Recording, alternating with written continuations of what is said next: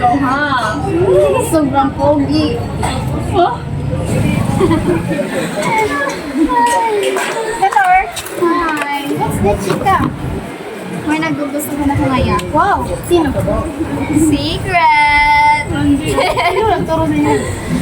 Silly. Bakit ako? Anyway, tara na. Let's go.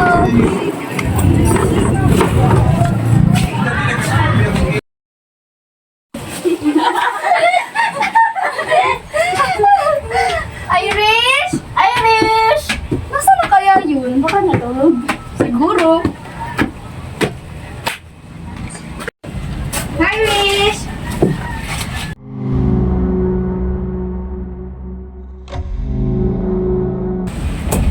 Ilis, tara, wala dito sa Irish.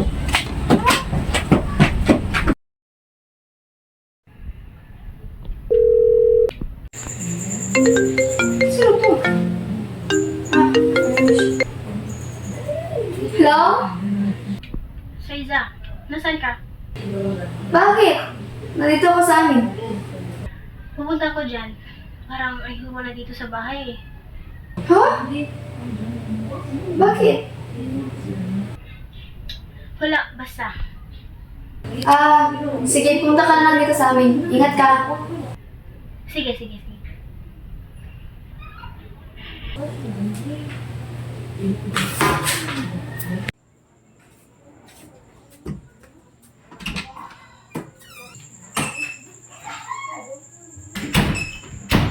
Oh, Irish, nandito ka na pala.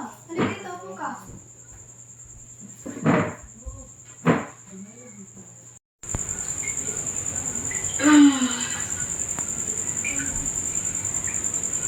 Ano nangyari sa'yo, Irish? Okay ka lang ba? Hindi ko alam.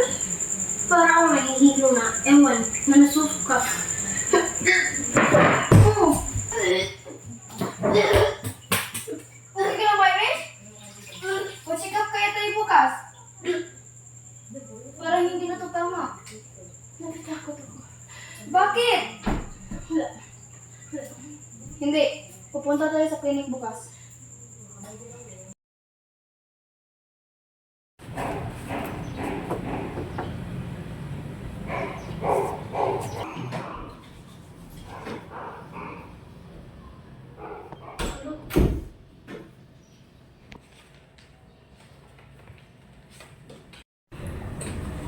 Good day, Doc. Yes, anong kailangan natin? Magpapa-check up sana kami kasi parang hindi po maganda yung nararamdaman niya.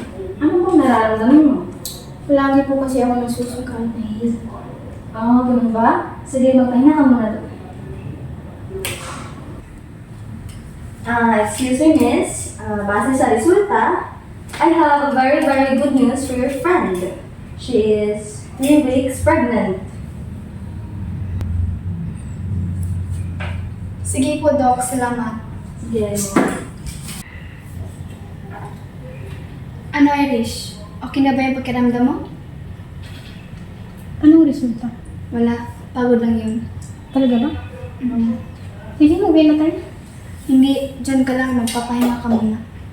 Huwag. Gusto ko. Uy, tayo. Sige, ka. Ang init! Nasaan na ba sa Irish? Ang bagal-bagal naman nun. Nakakairita. Tatawagan ko nga muna. Sige nga. Hello, Irish. Nasaan ka na ba? Nakalimutan mo ba yung pinapisakan nating alas 2 ng hapon? Ano? Hindi yata ako makakapunta. Ano?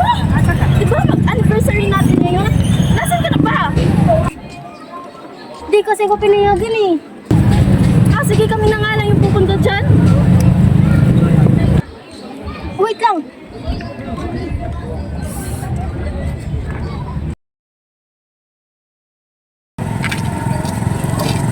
Wait, bakit? Di ba si Irish yan? Saan? Teka, di ba gusto mo si Daniel?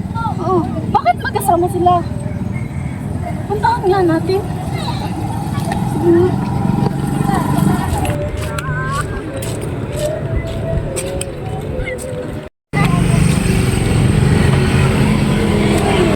Uy, Irish. Kala ko ba hindi ka pinayagan ng mama mo? Sino yan?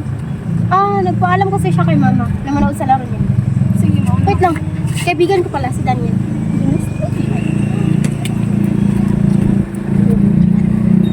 Problema daw. Bakit gusto mo siya?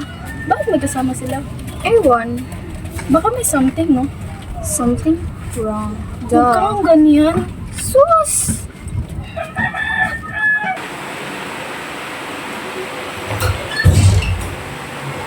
Irish! Hi. Hi. Ba't nandito ngayon? Wala akong bar sa bahay. Uy. Bakit nga pala tayo magkasama ng si Dan? Oo nga. Bakit? Wala eh, magkatingin kami sa hip-hop. Sure ka ba? Ikaw ba alam? Ang alin? Gusto nito si si Dan. Wala naman kayong sinabi sa akin eh. Ha? Di ba, nung nakaraang pumasyal tayo, sinabi ni isa-isa sa atin na gusto niya si Dan. Wala, di ba naman nag-CR ako nun? Ay, pinapauwi na ako eh. Kailangan ko na umuna, girls. Bakit na ako next time? Si Ellis. Bye.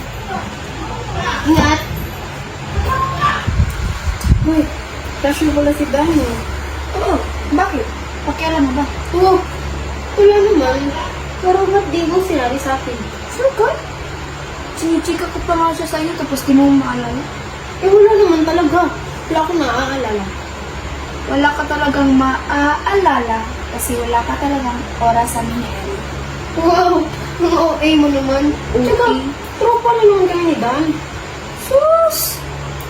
Tropa. Pero Irish, ito tandaan mo. Pag di mo nilalayuan si Dan, ito ang mangyayari sa'yo. Pagkakalap ko, ano nangyari sa'yo ng stepfather mo? Oo, alam ko. Bakit? Kaya, tandaan mo.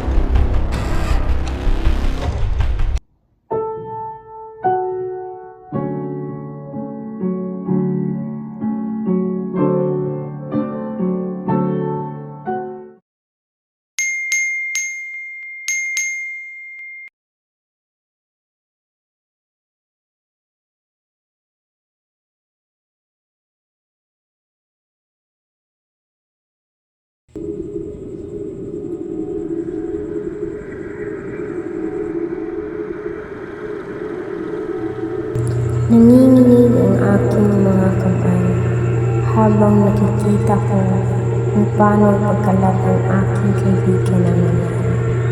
Bawat salita at ang kanyang pagtataksil ay tila ba sinasaksak ang aking puso. Pakiramdam ko ay nakalantad ako, mahina, parang usa ng huling sinahaglat.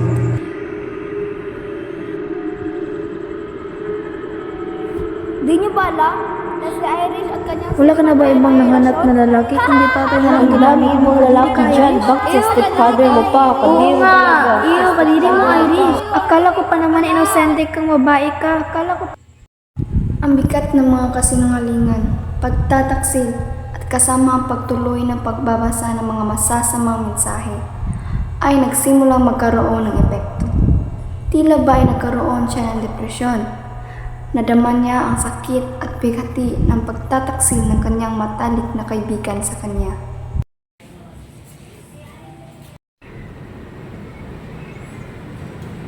Hello, Elise? Nasaan ka? Nasa ospital kami. Halika dito, pumunta ka. Bilisan mo! Sige, ingat!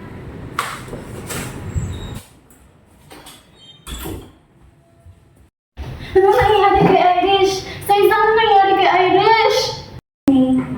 I'm sorry for you to hear this news, but her baby is gone.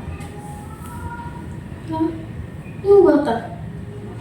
Hindi mo ba alam na buntis ka? Sa isa. Sige, mauulan ako.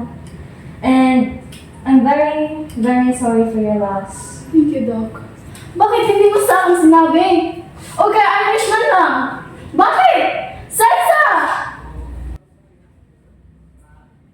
Ang sakit na pagkawala ng isang anak na hindi pa niya nakilala ay nagdulot ng matinding kalungkutan sa kanya. Ang kanyang pagbubuntis, ang kanyang anak, isang bagay na hindi niya alam na mayroon siya, ay biglang nawala. Ang kanyang mundo ay biglang naging madilim at walang katiyakan.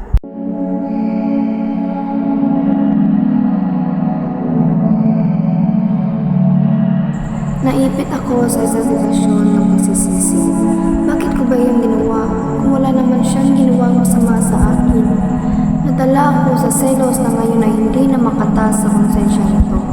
Isang aral na aking natutunan ay ang alamin ang kahinatnan ng ating mga aksyon. Ang sakit na kanyang mga ginawa kay Irish, ang sakit na kanyang sanhi sa kanya, ay ngayon ay isang pasanin na kailangan niyang dalhin. Konsensya. Natuto siya ng isang malupit na aral, isang aral na gagabay sa kanya magpakailanman.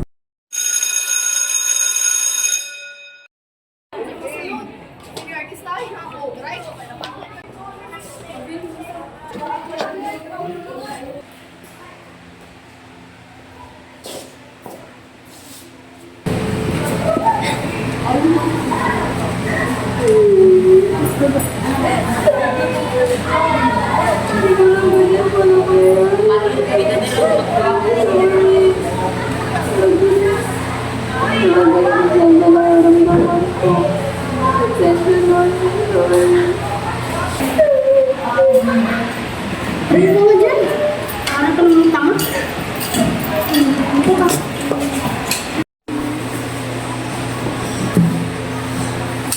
Sorry. Sorry talaga. Sorry na sa nagawa ko. Nagsihan ko talaga yun. Hindi na talaga mauulit. Sorry talaga, Irish.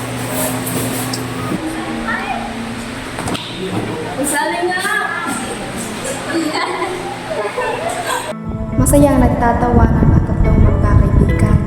Naghilom na ang kanilang sugat sa puso at naibalik ang pagsasamahan na kailanman